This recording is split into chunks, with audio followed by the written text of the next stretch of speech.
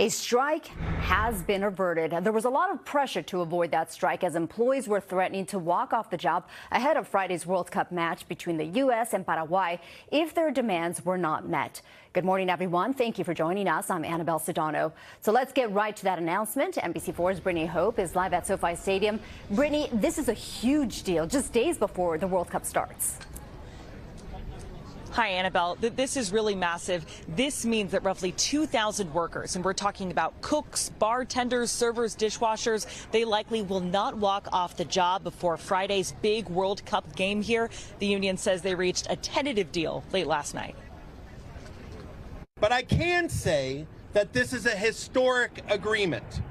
Economically, it is the strongest agreement at any NFL stadium.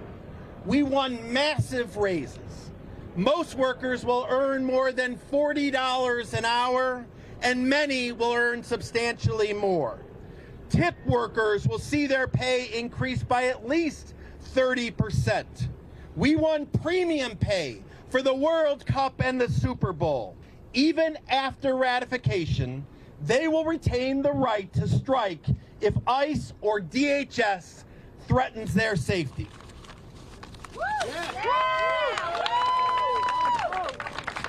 And this was not an afterthought. It was the first issue we raised at the table. Before we talked about wages or World Cup premium, our members said we will not allow ICE to terrorize us. And that is why it's unprecedented. No other collective bargaining agreement in the country preserves the right to strike in response to ICE raids and attacks. This massive announcement comes after back and forth talks between Legends Global, which operates food services at SoFi, and Unite Here Local 11. That union says they've been working on contract negotiations for months, fighting for three things ahead of the FIFA World Cup matches beginning. That includes wage increases, protections against automation that would replace workers, and security assurances for workers. The union says they're concerned FIFA could turn over workers' personal information to ICE agents who are part of the security plans for the World Cup. Now, the union says that they will release more details about what is exactly in that contract once voters vote to ratify that tomorrow, once those workers vote on it.